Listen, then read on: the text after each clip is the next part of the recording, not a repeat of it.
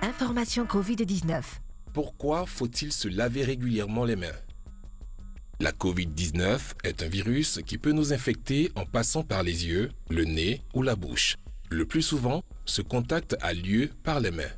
C'est pourquoi il est recommandé de bien se laver les mains avec du savon et de l'eau ou avec un gel hydroalcoolique avant de manger, de boire, après avoir touché une surface contaminée ou après avoir été dans un endroit public.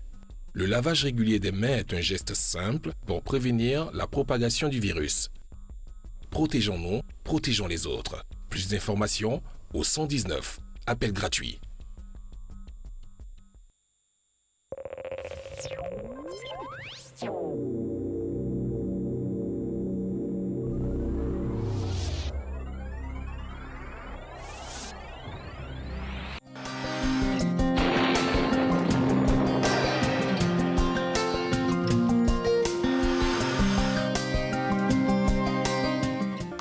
Mesdames et messieurs, bonjour. Les régions forestières et littorales seront marquées par un temps nuageux. Au cours de cette matinée, on pourrait observer des averses de pluie parfois orageuses, notamment sur le littoral est, suite à la remontée des cellules orageuses océaniques. La bande centrale et le nord connaîtront en début de matinée un temps nuageux qui progressivement deviendra ensoleillé. Passons aux températures, le mercure affichera 26 degrés à Abidjan, 25 à Adiaké et Bondoukou, 24 degrés à Boaké et Daloa, 25 à Dimbokro, 24 degrés à Gagnoa, 22 à Korogo, 21 degrés à Mont, 23 à Odiéné, 25 degrés à San Pedro et Sassandra, 24 à Tabou et enfin 24 à Yamoussoukro. L'après-midi, l'effet de l'humidité et de l'insolation sera favorable à des bourgeonnements nuageux avec possibilité d'averses parfois accompagnées d'orages sur la région forestière et littorale. Dans la moitié nord du pays, l'instabilité se développera au cours de l'après-midi pour donner en fin de période des orages isolés accompagnés de pluies notamment à l'ouest, au centre et au nord-ouest. Pour les températures, nous pourrons observer 32 degrés à Abidjan et à Adiaké, 34 à Bondoukou, 33 à Boaké, Daloa, Dimbokro affichera 35 degrés, 33 degrés à Gagnoa, 35 à Korogo, 32 degrés à Mont, 35 à Odiéné, 31 degrés à San Pedro et Sassandra, 30 degrés à Tabou, ce sera la minimale, et 34 degrés à Yamoussoukro. Merci de nous avoir suivis, très belle journée et surtout n'oublions pas de rester vigilants car nous sommes en plein dans la saison des pluies.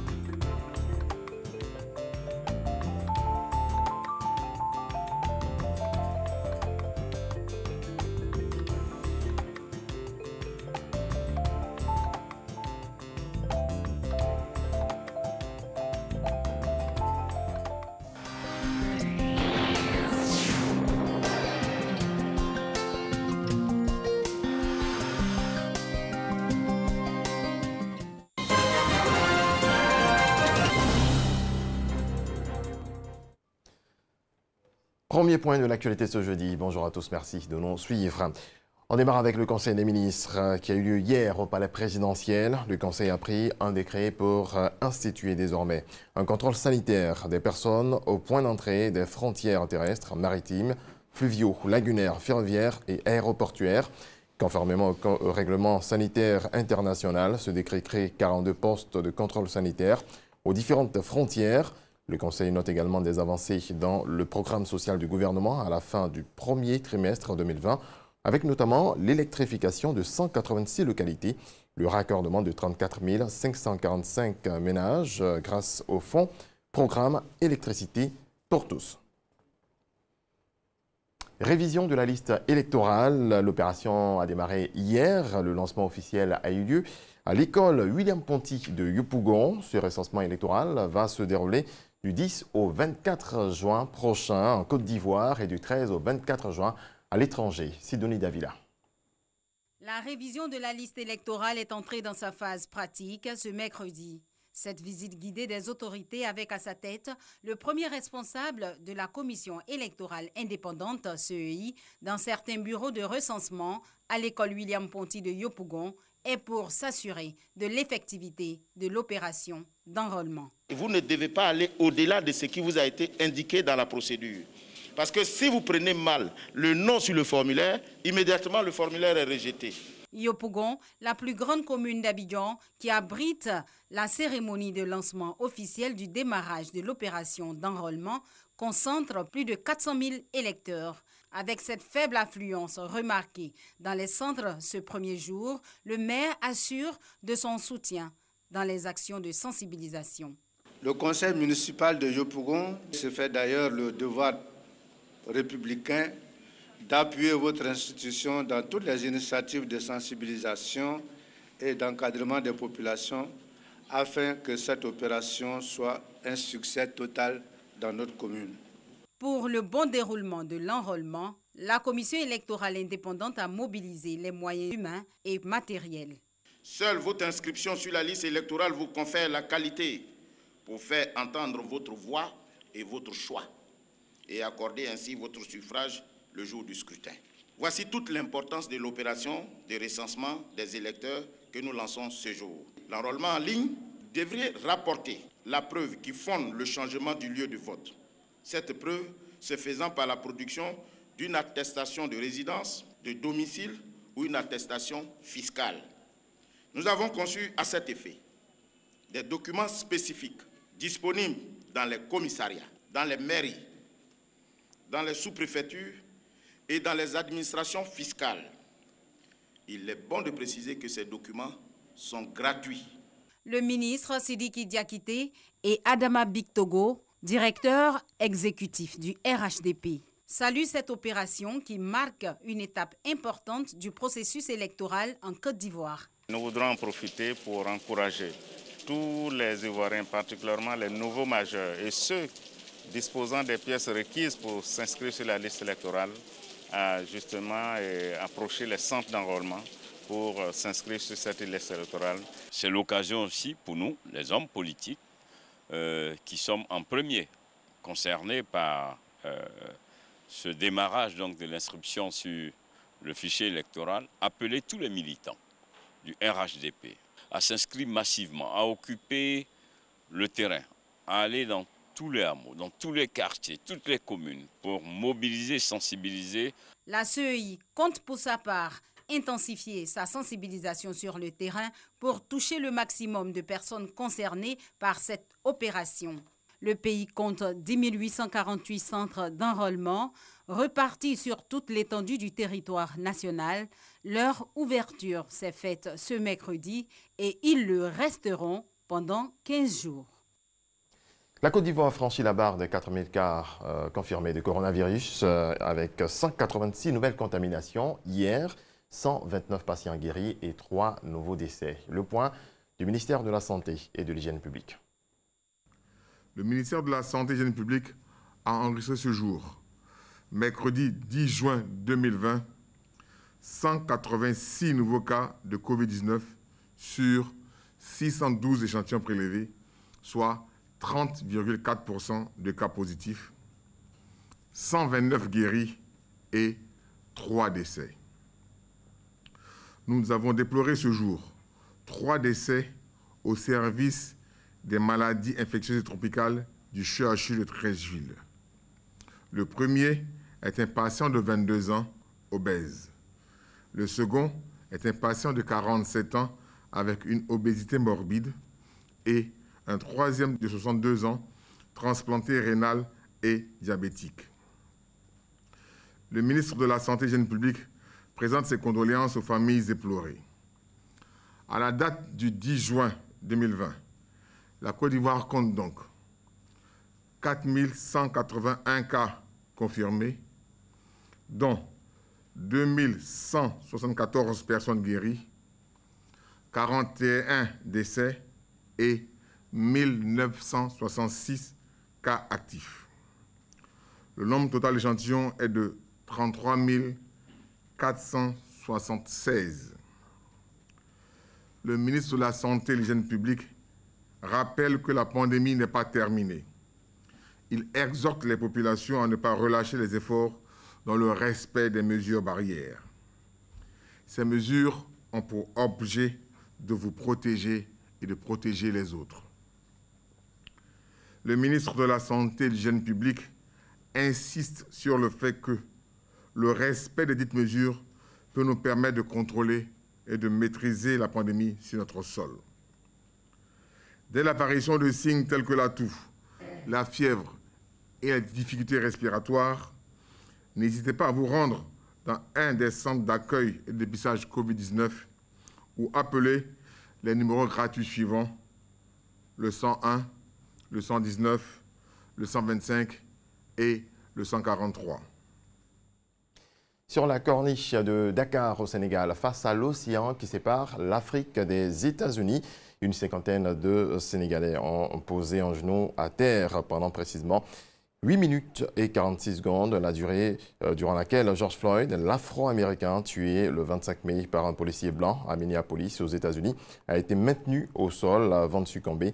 Cette manifestation était organisée par un collectif d'associations au moment des funérailles de la victime ce mardi 9 juin. Réaction. Nous avons été particulièrement déçus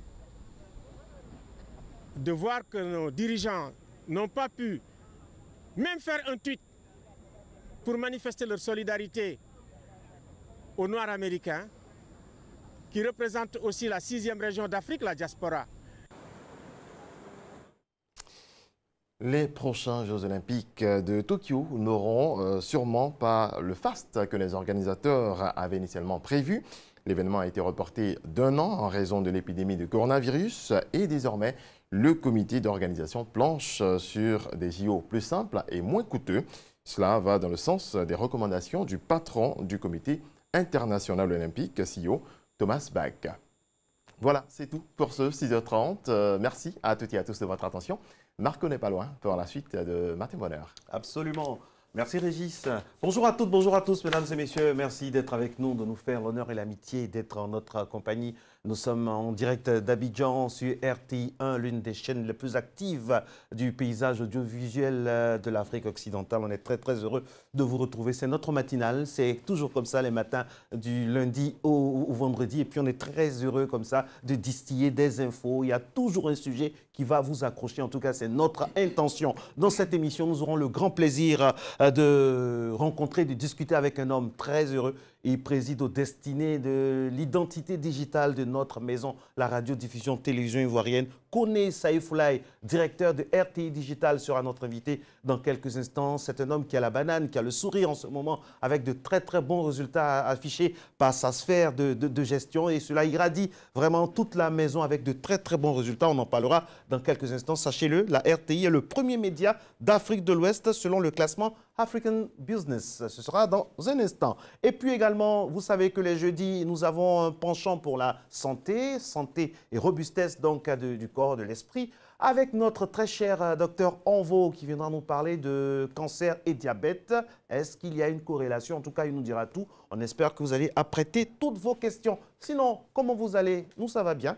Aujourd'hui, donc, c'est le 11 juin 2020, on est très très heureux d'être en votre compagnie et puis on adresse toutes nos salutations les plus ajustées aux personnes se prénommant Yolande. Oui, on salue toutes les Yolandes, c'est leur fête aujourd'hui. Yolande, Barnabé. Et puis aussi, il y a des prénoms à l'honneur. Ce sont les prénoms de mes collaborateurs que je vais citer avec beaucoup de plaisir. Éric Osson, Anderson, opérateur serveur, Jacques à la réalisation, Anassé donc à la maîtrise du plateau, Thomas à la lumière et puis Pascaline qui gère tout ça, sans oublier Gerson et puis aussi notre très cher Renaud. Allez, Matin Bonheur, tout le monde est là, toute l'équipe est installée. Nous vous souhaitons la bienvenue. Aquaba.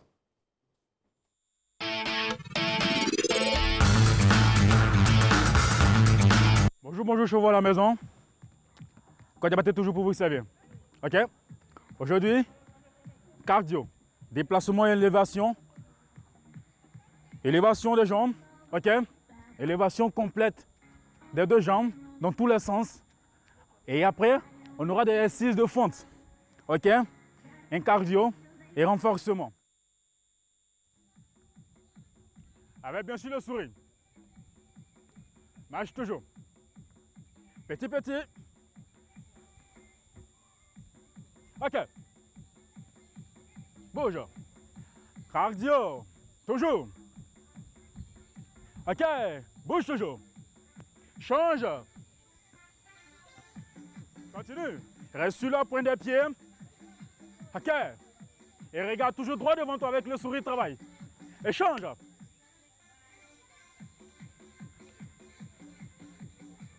Ok.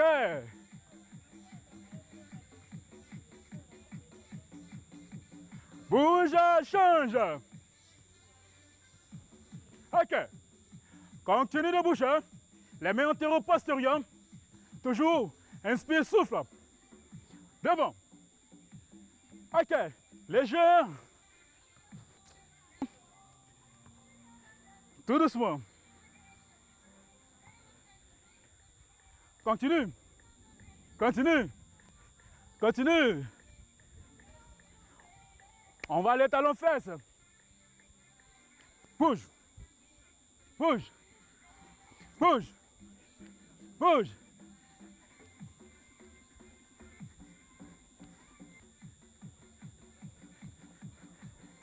Avec bien sûr le sourire. On n'est pas incliné en avant, on est bien droit. Change.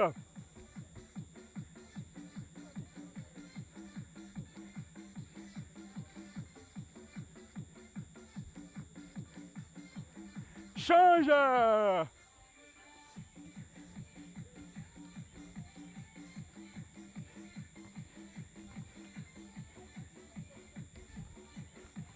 Change.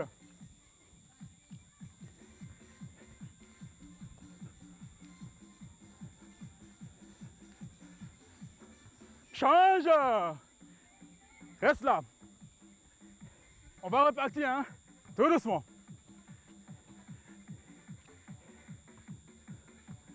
Ok. Ça peut aller, hein. Talon-fesse.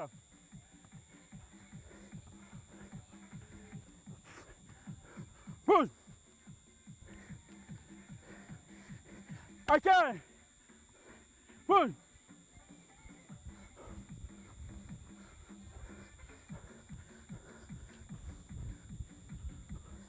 Continue.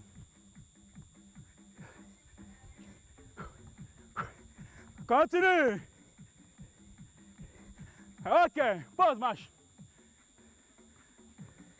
Mouvement. Fente, hein. Bouge. Tout doucement.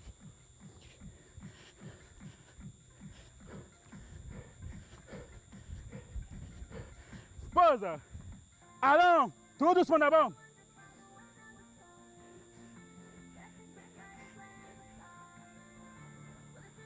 Petit suçon maintenant.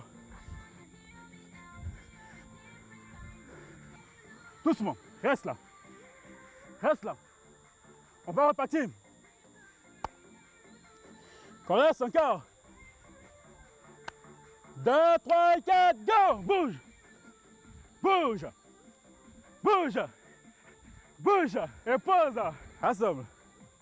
2, 3, 4, 5, 6, 7 et 8. Le sport, c'est difficile. C'est dur, mais c'est vital. À bientôt.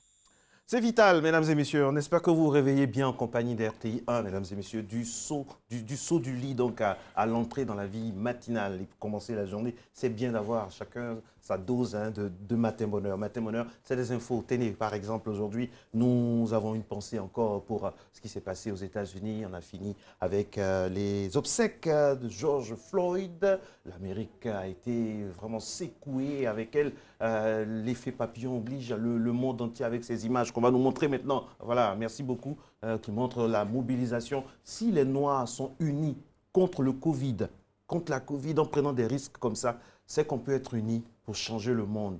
Parce qu'au-delà de tout ce qu'il faut, tout ce qu'on peut dire, c'est la solidarité. Il faut qu'on soit unis. Il faut que dans nos pays, en Afrique, on puisse avoir des comportements qui montrent aux autres que nous constituons une force. Et puis, il faut que les Noirs constituent une force économique fiable. Il faut que l'éducation soit de mise dans nos pays, sur notre continent, afin d'avoir une force et pour que les générations futures puissent relever tous ces défis-là qui vont vraiment se présenter à nous. Il faut quand même que cette mort de plus-là serve à quelque chose, comme on dit en anglais, enough is enough. Rest in peace, Mr. George.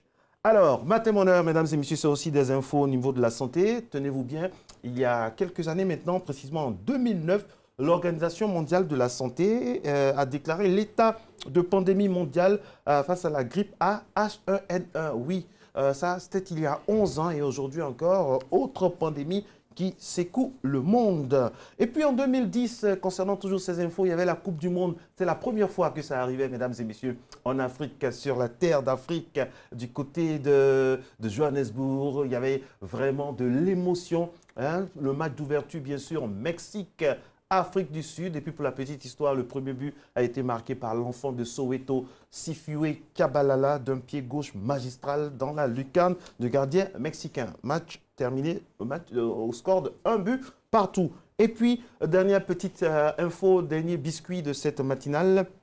Un brevet est attribué aux frères Charles et Frank Duria pour leur création de la première voiture à essence aux États-Unis. C'était en 1895, un 11 juin. Voilà, dans quelques instants, mesdames et messieurs, nous aurons bien sûr à discuter avec des invités et non des moindres. Ce sera donc tout de suite là, on est très heureux de l'avoir. Je l'ai annoncé à l'entame de ce rendez-vous. Monsieur le directeur de RTI Digital est un homme passionné de communication. Il a un CV qui milite en sa faveur en matière de communication multiforme, marketing. Et c'est avec grand plaisir qu'il est au sein de la radiodiffusion télévision ivoirienne. Il préside aux destinées de l'identité digitale et à son actif énormément de bons résultats. Tenez par exemple 1 million d'abonnés sur YouTube et puis aussi des infos, des spots pour la présentation des vœux sur RTI de façon décalée et ça fait plaisir. Résultat, la RTI est le premier média d'Afrique de l'Ouest selon le classement African Business. C'est bien sûr la somme conjuguée de tous les efforts. Monsieur Kone Saïfoulaï, bonjour, monsieur le directeur. Bonjour, Marcelin. J'imagine que vous êtes un homme heureux. Je t'avoue que oui, à l'exemple, je pense, de toute la RTI, on est assez fiers de ce résultat-là, oui. Alors, on imagine que ce n'est pas le fait du hasard. Oui, vous savez que la RTI, c'est une télévision qui existe depuis 1962 et donc on peut dire qu'on a bénéficié de l'expérience successive de toutes ces générations-là depuis ce temps-là. Et puis, il y a eu un tournant, je pense, à partir de 2013 avec l'arrivée de l'ancien DG. Monsieur Amadou Bakayoko. Absolument, qui a essayé d'identifier un peu les nouvelles pistes sur lesquelles on pouvait se diversifier et qui a essayé de renouveler un peu qui avait une vision assez particulière sur le renouvellement de l'activité de la RTI. Et cette activité-là a été intensifiée aussi avec l'arrivée de Fosséni Dambélé, notre DG actuel, qui a su vraiment mettre toutes les ordres en bataille de manière à ce que nous puissions atteindre le résultat dans un contexte assez difficile, tu sais, qui est le contexte de la libéralisation. Donc aujourd'hui, on peut dire que c'est la conjugation de la vision, la conjugation de la diversification avec la création de directions comme RTI Distribution qui permettent de pouvoir produire faire des productions qui sont vendues un peu partout dans le monde. Peut-être que les gens ne le savent pas non plus. Je crois qu'il y a Sœur Ennemie qui a été vendue jusqu'en Amérique du Sud. Donc ça aussi, c'est un élément dont les Ivoiriens doivent être assez fiers. Il y a on a repensé également aussi l'éditorial par rapport au journal, par exemple. Vous voyez que le journal est devenu quelque chose de très très important, dont je rends hommage aussi à Abiba Dambélé, qui préside à ces destinées-là, avec RTI Info et puis le linéaire qui se conjugue et qui fait que les gens sont tout en train de rechercher l'information sur le digital au niveau de la RTI. Et vous avez vu les résultats qu'on a eu aussi, je crois qu'il y a à peu près 2 mois, avec les Ebony, où il y a eu une razzia en fait de la RTI. Donc vous savez que c'est une conjugaison, on a l'impression qu'on l'avait dit en début d'année, qu'on irait plus loin ensemble en 2020, eh bien, les preuves sont en train de s'accumuler. C'est vraiment quelque chose d'intéressant. De génération en génération. Absolument. La RTI, c'était la même des qualités. On ne le dit pas souvent. Oui. C'est vrai que les moyens, des fois, on fait des miracles, mais il y a beaucoup d'ingéniosité. Il y a beaucoup d'ingéniosité, il y a des résultats concrets. Exactement. Et puis, la RTI peut résister face à la bourrasque de la libéralisation. Absolument. Alors, quelles sont nos armes, concrètement? Nos armes, je peux dire que d'abord, c'est... Bon, alors, j'ai parlé de la diversification, le fait d'être présent également aussi sur des secteurs clés, comme le digital. Vous savez qu'aujourd'hui, il y a une sophistication des besoins des téléspectateurs qui ne sont pas forcément uniquement sur du linéaire, mais qui nous recherchent également sur du digital. Donc là, c'était extrêmement important d'être dessus. Mais je dirais sans contexte, ce qui fait la force de la RTI, hormis le fait qu'on connaît nos clients depuis des générations, on a un atout majeur que les autres n'ont pas, ce sont les hommes et les femmes de la RTI. Et je veux leur rendre hommage, à commencer par toi déjà. Ah bon, je n'ai même pas envie de dire des hommes et des femmes, ce sont des talents. Merci. Qu'on allait chercher très loin des fois. Et ces talents-là, je veux dire, conjugués ensemble, c'est quelque chose de fantastique. On peut se retrouver à la RTI. Moi, c'est la première fois que je vois ça, avec un data analyst qui côtoie un rédacteur en chef. Je veux dire, un script qui est avec un chargé de community management. Et cette richesse-là fait que ces talents conjuguent leurs efforts chaque jour et n'ont pas de complexe. Aujourd'hui, on est visible aussi bien en Côte d'Ivoire qu'en Amérique du Sud, grâce au digital par exemple et grâce aux ondes. Donc on se retrousse les manches, on n'a pas peur et puis on essaie d'y aller franchement et de donner le meilleur. Ça, c'est un des facteurs clés, c'est un levier sur lequel je pense qu'il faut continuer à pouvoir s'appuyer. Alors pour être objectif, les Ivoiriens, c'est vrai, sont satisfaits. Je sais que de la grande majorité, ils aiment les RTI, mais ils demandent un peu plus de pluralité, notamment au niveau du journal. Oui. Qu'est-ce que vous en pensez? Mais je pense qu'en réalité, cette pluralité-là est présente. Et bon, d'autres voix plus autorisées que la mienne, comme la directrice d'information ou le DG pourront le dire. Non, il faut avoir aussi des opposants qui vont parler à l'antenne. Alors, vous savez, des opposants qui soient ici ou à l'extérieur, qui puissent s'exprimer aussi. Mais les conditions, ça. Sinon, ils ne nous reprochent rien de grave. Ouais, ouais. Quand on les interroge, ce qu'ils nous reprochent, c'est pratiquement ça. Oui. Sinon, ils savent. Ils savent que la RTI, par exemple, est l'un des rares médias en Afrique à pouvoir faire un direct le même jour dans plusieurs endroits. Il y a énormément de pays qui ne peuvent pas faire ça. Ouais. Mais où ils nous attendent, là, comme on dit, c'est au niveau de la pluralité. Quoi. Absolument. Je pense que c'est en train de se faire. Hein, en fait, je peux même dire que c'est fait. À dose homéopathique peut-être, mais ça se fait quand même. Non, c'est fait depuis très longtemps. Mais en fait, je ne peux pas parler à la place des autres, mais souvent, vous savez, il peut y avoir un débat qui est organisé au niveau de la direction. Et au dernier moment, les personnes qui sont invitées ne viennent pas. Oui.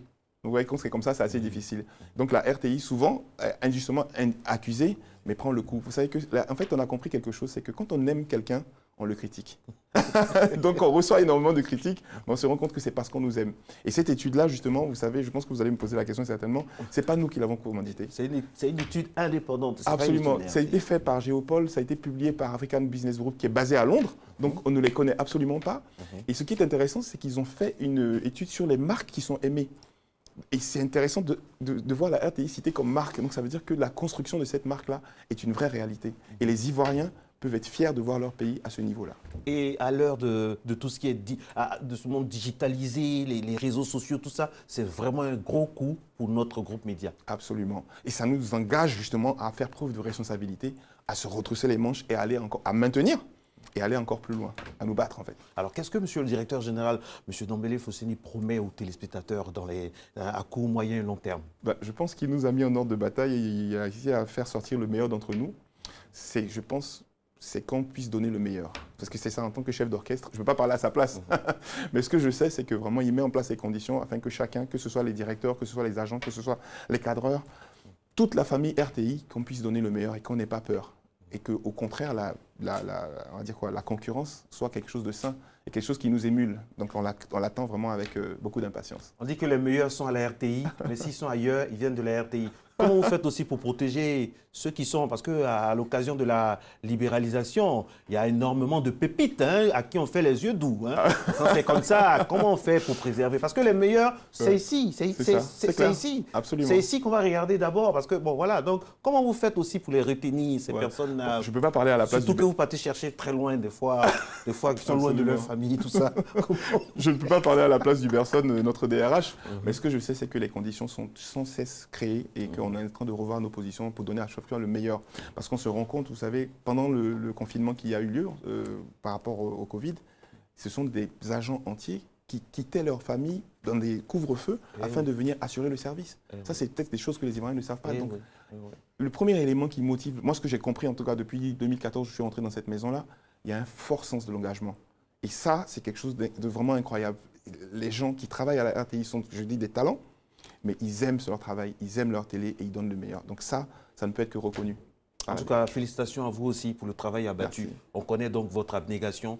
on connaît, hein, quand on parle avec vos collaborateurs, on sait vraiment ce que vous insufflez et puis les efforts, vraiment. Et puis, franchement, merci. Ce sont des résultats concrets. Merci parce que ça fait plaisir de voir que notre figure digitale est gaie, est très jolie à voir. Et ça nous donne la force aussi quand on a une émission comme Matin Bonheur, bien c'est midi, qui quelques instants après bascule sur le net avec beaucoup voilà, ça fait plaisir. Absolument. Vraiment, félicitations. D'ailleurs, même Marcelin Gauvois est un des noms les plus recherchés, je te dis ça au niveau de... Merci beaucoup. Merci au nom de toute l'équipe de la matinale. Merci infiniment et puis bon courage pour la suite. Je rappelle, mesdames et messieurs, que nous avons eu le grand plaisir d'échanger avec M. Kone Saïfoulaye de RTI Digital. Il est le directeur. Avec lui, on a parlé un peu de ce bon résultat de la RTI, premier média le plus suivi de l'Afrique de l'Ouest selon le classement African Business. Vous voyez qu'on ne se réveille pas tôt pour rien. Et puis on a tout. On est très content. Monsieur Saïfoulaye n'est pas venu avec le gâteau pour célébrer ça parce que ce n'est pas toujours qu'on est premier. Voilà, il faut célébrer les premiers. Matin Bonheur se poursuit maintenant avec la revue de presse.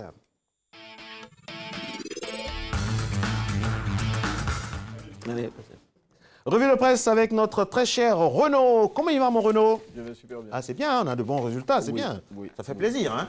Comme il a dit le directeur, c'est la conjugaison de tous les efforts. Ok, c'est la conjugaison de tous les efforts.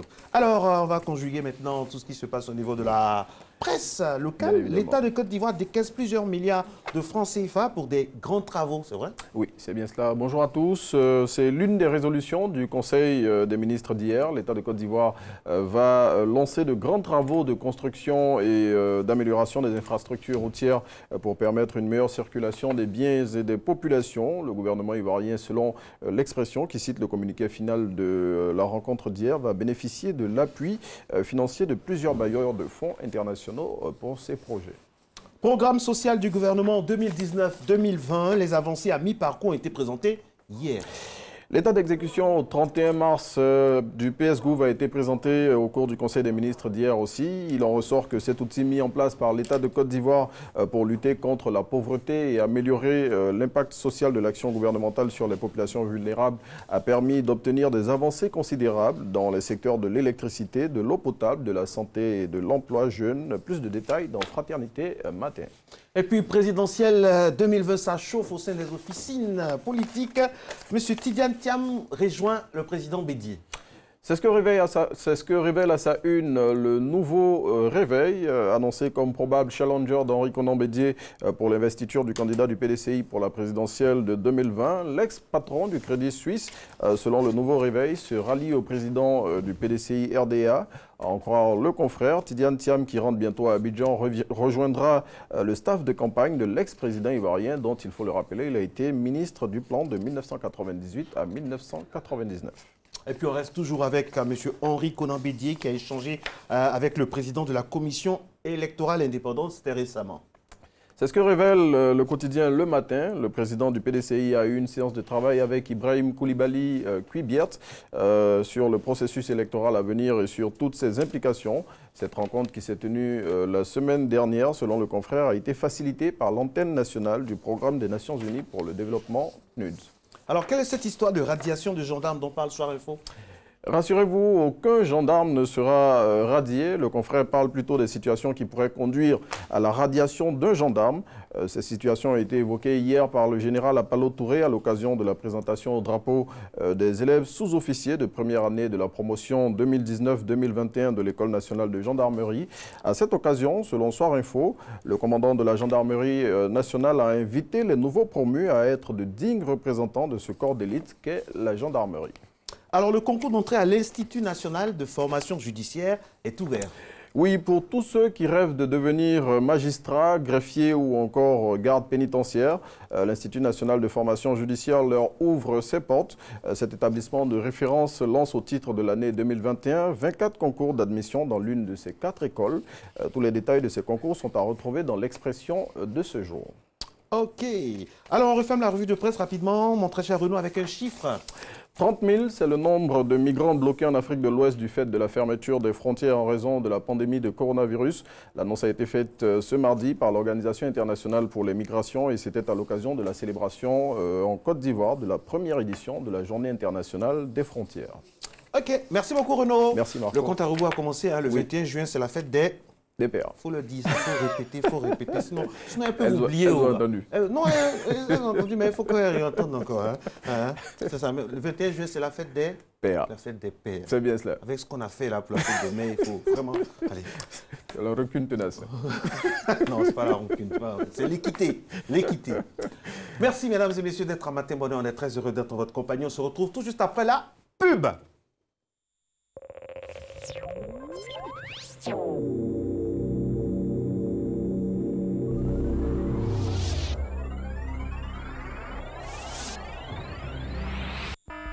Information Covid-19.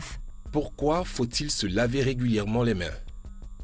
La Covid-19 est un virus qui peut nous infecter en passant par les yeux, le nez ou la bouche.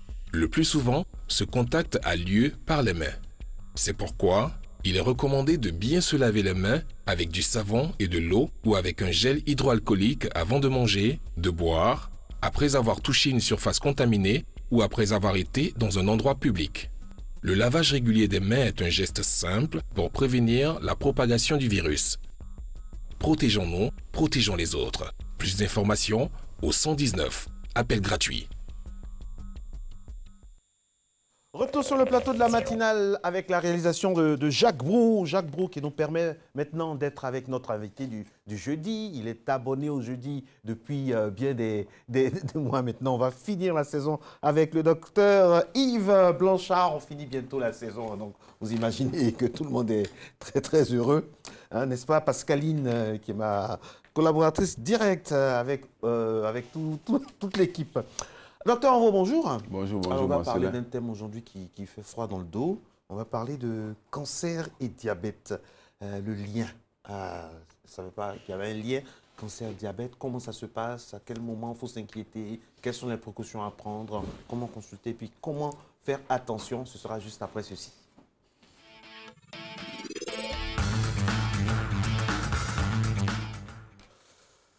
Alors, qu'est-ce qu'on peut dire par rapport au lien entre cancer et diabète? Il y a une relation, docteur? Il y a une relation directe. Et voilà, et permettez-moi de donner juste une petite définition. Alors, vous voyez, les cellules que nous avons dans le sang ont un programme dans l'ADN qui permet de faire une division normale. Et alors, on dira que lorsque une cellule finit de se diviser, alors elle arrête sa progression et elle meurt. Mais dans le cas du cancer, alors elle se développe de manière indéfinie. Alors plusieurs facteurs peuvent entraîner un cancer. Il y a le diabète, dont on en parlera, mais à côté du diabète, il y a aussi plusieurs facteurs. Il y a ce qu'on appelle, ça peut être même des causes d'origine médicamenteuse. Il y a aussi ce qu'on appelle les pesticides, c'est-à-dire que lorsque un agriculteur pompe des produits sur les plantes, on donne normalement des doses normales à ajouter.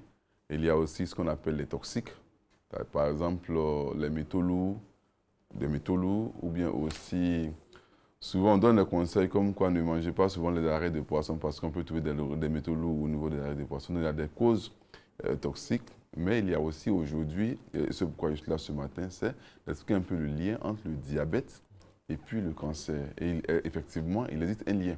Plusieurs travaux ont publié une relation directe entre le cancer et le diabète, notamment le cancer de sein chez la femme, le cancer de sein chez la femme et le cancer de la prostate chez l'homme. Ok. Voilà. En d'autres termes, lorsqu'on souffre du diabète pour une femme, on a une grande chance de faire. Ça, on ne peut pas parler de chance, une grande malchance, on va dire, d'avoir le cancer du sein. Et pour l'homme, le cancer de la prostate. Comment on arrive là? Expliquez-nous. Alors, je vais l'expliquer comment ça marche. Et là, je prends le temps souvent en consultation d'expliquer aux patientes le risque qu'elles prennent. Alors, on dit que... Ça, c'est pour les femmes d'abord. Les femmes d'abord. Un cancer peut mettre un quart de siècle pour se développer. Oui.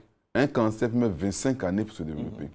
Alors, je dis souvent aux jeunes dames, à nos mamans, et ce matin, que normalement, un enfant naît autour de 2,8 kg, 2,5 kg, 2,8 kg. En moyenne? En moyenne, 2,8 kg par là. Alors, lorsqu'on fait un macrosome, ça veut dire qu'un enfant qui naît, c'est quoi? ça veut dire que les gros enfants, ça veut dire que les enfants qui vont naître de 3,5 kg, 4 kg, le gynécologue même souvent donne le conseil à la femme pour dire, vous avez de forts risques de faire un diabète plus tard. Pourquoi? Parce que c'est le sucre qui a fait grossir l'enfant. C'est comme si l'enfant à la naissance signale à la maman que maman, où je suis quitté, il y a beaucoup de sucre. Mais docteur, pendant la grossesse, la dame a respecté les consignes. Elle a pris les médicaments pour avoir du fer, pour ne pas être anémiée. Elle n'a aucun excès. C'est normal peut-être des fois que l'enfant naisse en bonne santé, donc robuste, non? La bonne santé, ce sont les paramètres de bonne santé dans le poids. Quand l'enfant naît à bonne santé, c'est-à-dire que l'enfant naît à 2,8 kg, 3 kg, c'est le poids. Mais lorsque la mère, durant la grossesse, a abusé un peu du sucre, ou bien elle est diabétique, et n'a pas pu contrôler sa consommation en sucre, c'est sûr que l'enfant qui naît, il est très gros. 3 kg, 5, 4 kg, parfois on va à 5 kg. Et en Afrique, on se félicite parce que la maman a fait un gros bébé. Pourtant, c'est une grosse erreur. Alors, vous imaginez une dame qui a fait son premier enfant au-delà de... à 25 ans. Un exemple, à 25 ans.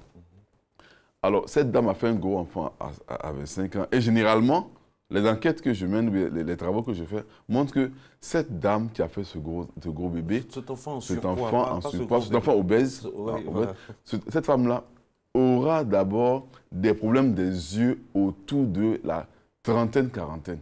Elle va commencer à avoir des problèmes des yeux. C'est-à-dire que le premier effet du sucre, c'est celui de faire grossir l'enfant. Le second effet, elle va commencer à avoir une baisse de la vue.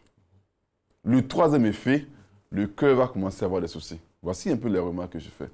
Et alors, quand à 50 ans, à 55 ans, mais à 60 ans, cette dame va développer par exemple un cancer de sein, on dira, mais d'où vient ce cancer? On ne connaît pas la cause. Alors moi, je retourne la question. Je demande, mais quel effort vous avez fait?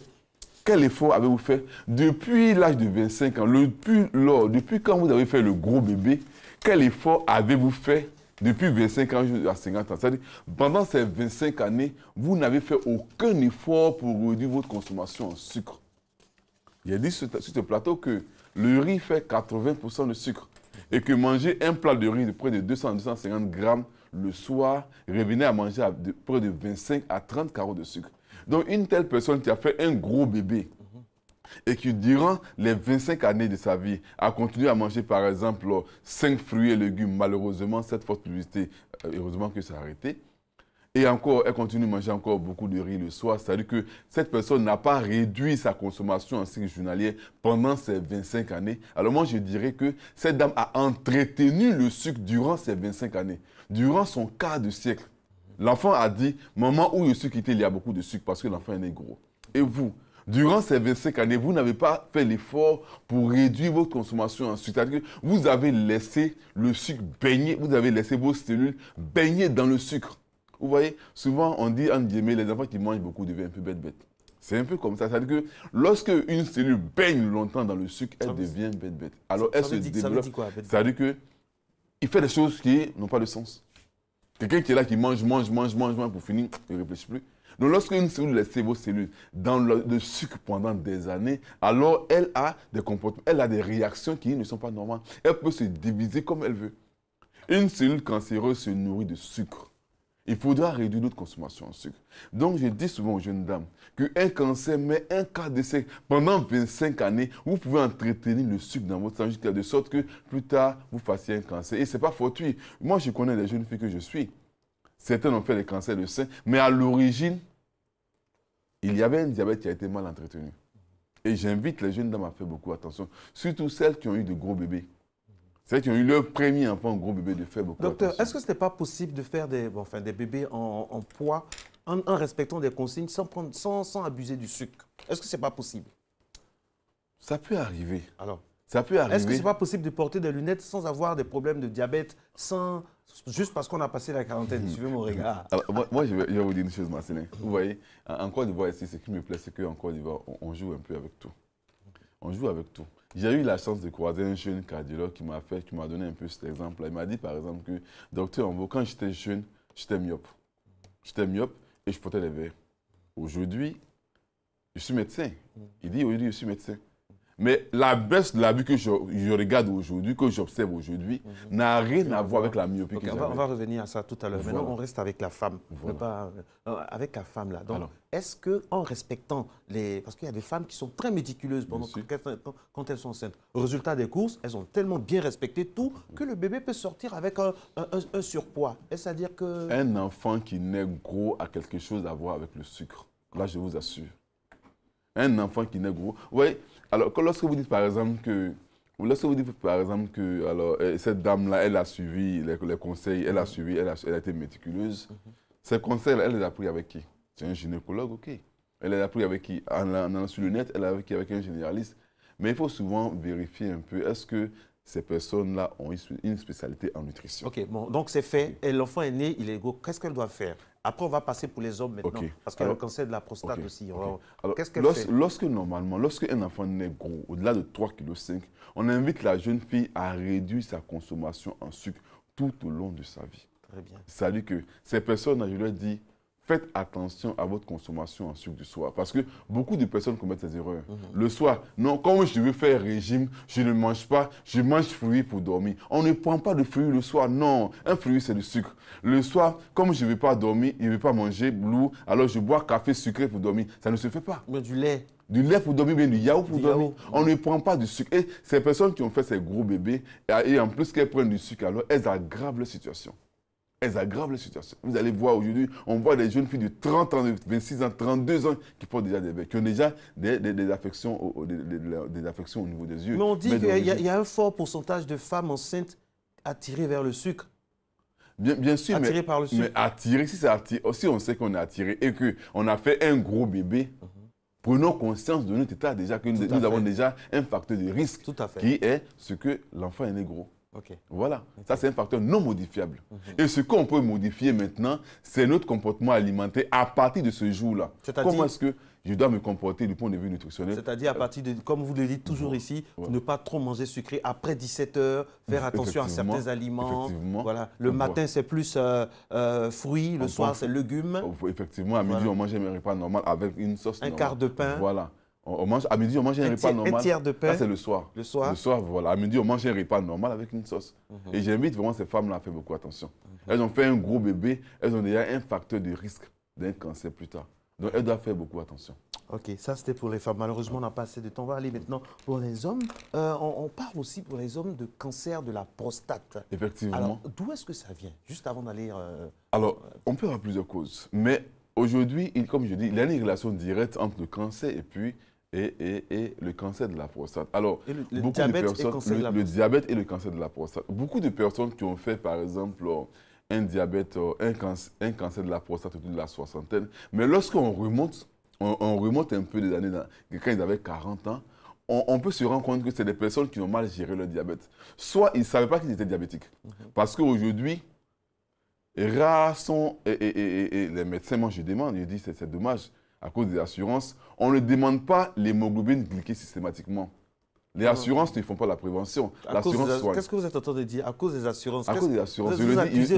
J'accuse les assurances. Je le dis, certaines assurances m'appellent. Moi, je sais aujourd'hui que nous, je suis enseignant-chercheur. Donc, vous êtes en train de dire ici qu'il y a des choses pas catholiques au niveau des assurances? Mais non, le diabète, c'est ce que vous dites? Non, c'est dans leur marche. Leur marche est normale, leur démarche est normale. L'assurance ne fait pas de prévention. L'assurance soigne. L'assurance dit, nous, on ne fait pas de prévention, nous, on soigne. Donc, vous n'allez pas chercher à faire la prévention chez une personne qui est assurée. Non. Si elle est malade, on soigne, mais on ne peut pas faire la prévention, non. Donc, c'est leur démarche, c'est comme ça qu'elle fonctionne. Alors, moi, je dis que ces personnes qui font le cancer de la prostate, souvent, ils ne se savent pas diabétiques. Certaines personnes qui font le diabète et le cancer de la prostate, souvent, ne se savent pas diabétiques. Ou bien, ils sont diabétiques, mais ils ont mal géré leur situation. Il ne s'agit pas de prendre des médicaments. On prend des médicaments parce que non, c'est un traitement. Mais est-ce que vous atteignez les objectifs qu'on veut atteindre? C'est ça. Alors, c'est une personne qui fait un cancer et un diabète dans la quarantaine, ou bien quand elle avait 50 ans, n'ont pas su faire baisser le taux de sucre dans le sang, de sorte qu'entre 40 ans et puis 70 ans, c'est-à-dire que les 25 à 30 ans, ils ont dû nourrir beaucoup de sucre, et beaucoup de cellules avec du sucre. Voici comment est-ce que souvent ça arrive. Et là, comment faire pour déjouer les pronostics? Alors moi, j'ai toujours dit ici qu'au-delà de 42 ans, nous devons réduire notre consommation en sucre. De même qu'on dit partout qu'après 42 ans, l'homme peut porter des lunettes parce que la vue baisse. Moi, je dirais toujours qu'à partir de 42 ans, nous devons réduire notre consommation en sucre. Nos parents, avant, savaient que le sucre n'est pas bon. Ils savaient que la consommation de sucre le soir rendait malade. C'est pourquoi souvent, ils mangeaient le riz à midi et ils mangeaient du cabato le soir. Ou bien les Lacan mangeaient, par exemple, du food vers 15 h, puis le soir, ils mangeaient peu. Mais aujourd'hui, on mange tout. À cause du travail, à cause de n'importe quelle heure, on mange tout. Lui, il va au travail, la journée, il n'a pas eu le temps de manger. Le soir, il vient, il mange un gros plat de riz de 250 à 300 grammes de riz. Ou bien à 1h du matin, il se lève, voilà, il va dans un restaurant, il s'en va manger, il sort de boîte de nuit, puis il va, voilà. Ça, c'est vrai. Effectivement, ça arrive. Alors, et ces personnes, ils ont la quarantaine, 45 ans, 42 ans. Ils sont en train de faire un diabète, mais ils ne le savent pas. Docteur, il y en a qui disent aussi, c'est vrai, hein, ce que le médecin dit, c'est vrai, mais est-ce que les médicaments de tension, les médicaments de diabète, ce ne sont pas ces mêmes médicaments-là aussi qui basculent, qui entraînent le cancer après? Non, il faudra bien séparer. Il faudra bien séparer les choses parce que souvent, il y a des médicaments qui peuvent entraîner un cancer, mais ce ne sont pas les médicaments pour traiter un diabète qui vont donner un cancer. Non, ça, je n'en sais pas. Ce que moi, je sais, c'est parce que j'ai une fois entendu que non, les édulcorants que vous donnez aux patients entraînent des cancers. Moi, j'ai vu quelque part. Mais je dis non, faisons la part des choses. On peut bien séquencer. Si on prend le temps pour faire une enquête, on va comprendre que ces personnes qui ont fait un diabète et qui après ont fait un cancer, est-ce que les paramètres ont été bien normaux durant le traitement? Parce que quand le paramètre n'est pas bon, qu'il fait un cancer, non, c'est parce qu'il prend des édulcorants. Mais est-ce que vous avez pu faire baisser son taux de sucre durant ce temps? Souvent, ça n'a pas été bon. Donc, quand ça n'a pas été bon, on ne verra pas que le sucre n'a pas baissé. On dira plutôt non, ce sont les médicaments qui viennent de part et d'autre qui ont entraîné le cancer. Non. Pourtant, seulement ces personnes n'ont pas été capables de faire baisser le taux de sucre dans le sang. Soit c'est dû au patient lui-même, soit aussi c'est une négligence ou bien un mauvais traitement. Le cas des personnes hypertendues, les bêta-bloquants ne provoquent pas de cancer après? Bon, parce que parfois, il y a des forums où il y a des gens qui se plaignent, tout ça. Est-ce que... Non, ils entraînent souvent des allergies par là, mais bon, je n'ai pas jusqu'au cancer, ce n'est pas encore prouvé. Alors, merci en tout cas d'être avec nous. On va vous garder et puis aller consulter, voir nos téléspectateurs. Pour savoir, on leur a posé la question si, selon eux, ils trouvaient qu'il y avait un lien entre le cancer et le diabète. Alors, des avis recueillis, ces deux maladies, pour bon nombre de personnes, n'ont rien en commun. La preuve.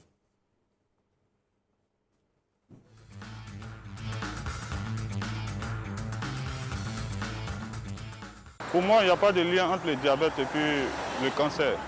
Le diabète, c'est le taux élevé du sucre dans le sang. Bon, le cancer, je ne vois pas un peu quoi vous dire. Je crois qu'il n'existe pas de lien, sauf que les deux sont des maladies, mais le diabète est causé par la mauvaise alimentation. Quand on a un cancer, on peut aller à une opération, amputer les pieds ou amputer les bras. Contrairement au diabète, c'est une maladie qui est causée par la mauvaise alimentation, par les sucres, le cholestérol, le mauvais cholestérol et tout ça. Je pense qu'il n'existe pas de lien entre le diabète et le cancer, parce que le cancer est lié beaucoup aux organes. Et puis le diabète, il y a certaines restrictions telles qu'on ne doit pas consommer beaucoup de sucre. Et puis souvent aussi, il y a les pieds qui chauffent. Concernant le cancer, je ne pense pas que ce soit... Je pense que c'est à cause de l'alimentation, parce qu'aujourd'hui, il y a beaucoup de produits chimiques dans les nourritures qu'on consomme. On consomme beaucoup de gras, l'huile, le sel, voilà. Donc le diabète aussi, c'est lié au sucre, la surconsommation de sucre. Non, il n'existe pas de lien, parce que le diabète, il y a plusieurs symptômes. Comparément aussi au cancer, il y a des différents symptômes entre les deux. Donc selon moi, il n'existe pas de lien. Si, il est dû à la mauvaise alimentation, parce qu'aujourd'hui, de nos jours, presque tout est modifié, c'est-à-dire qu'il n'y a plus de choses naturelles, tout est chimique de nos jours. Donc la majorité des consommateurs ne savent pas, donc ils utilisent, c'est-à-dire se nourrissent de seulement ce qu'il y a. Alors, c'est très intéressant. Hein. Il y en a qui disent que le monde est trop fréquenté par ce qui est chimique, tout ça. Il y en a pour qui il n'y a aucun lien. Et pourtant. Alors, moi, je les invite à aller taper sur Google, aller sur le moteur de recherche. Vous allez taper diabète et puis cancer.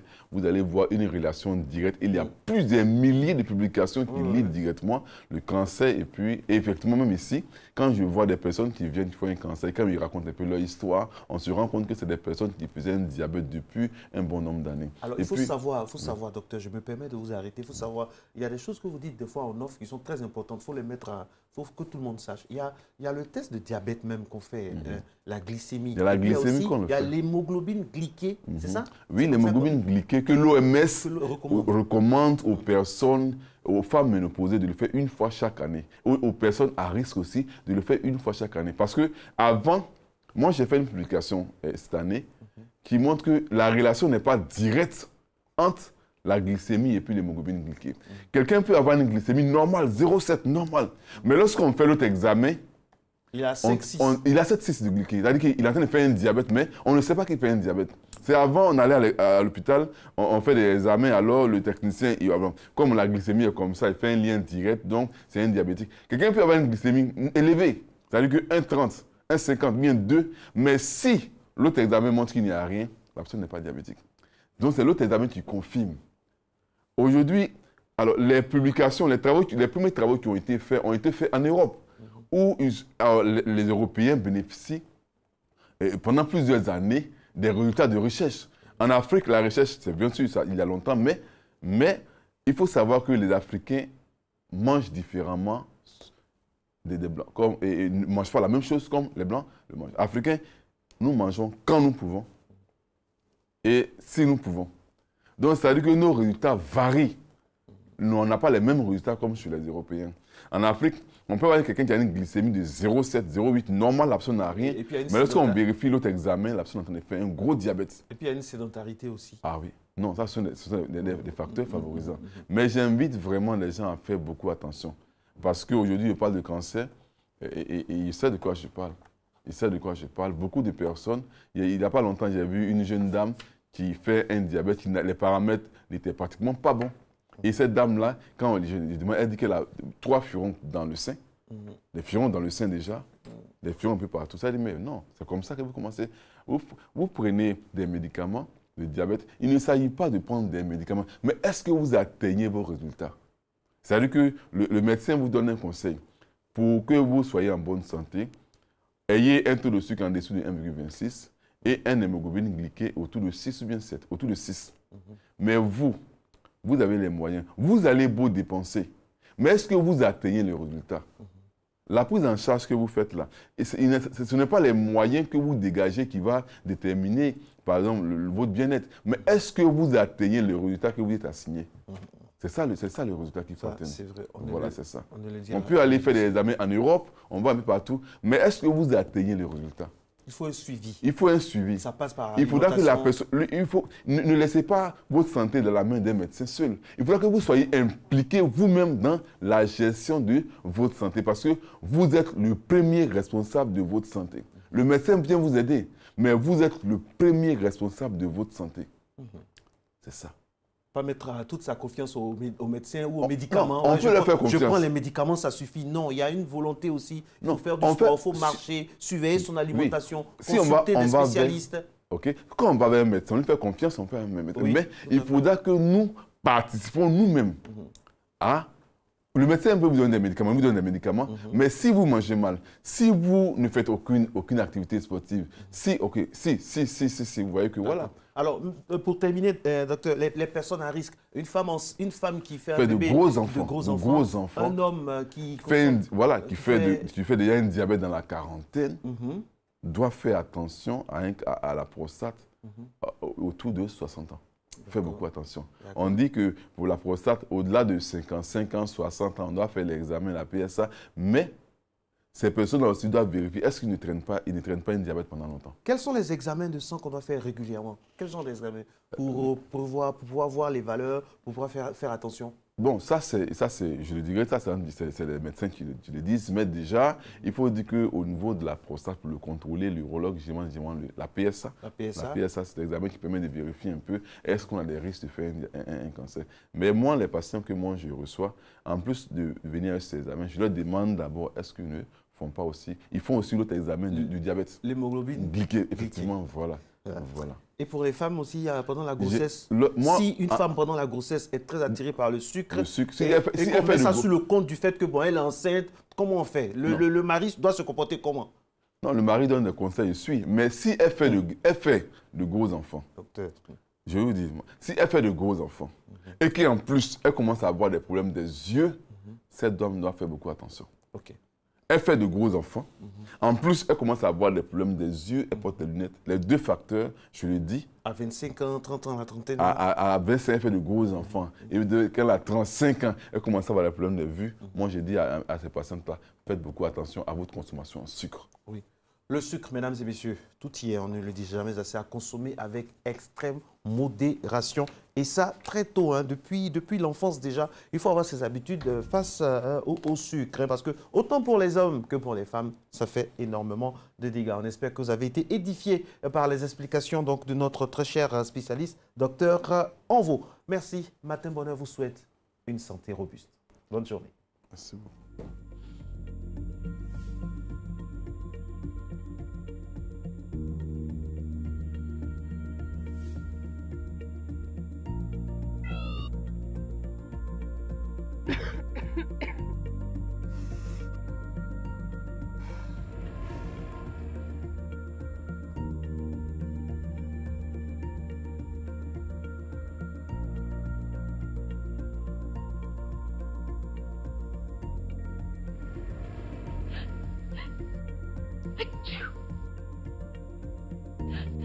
Achoo!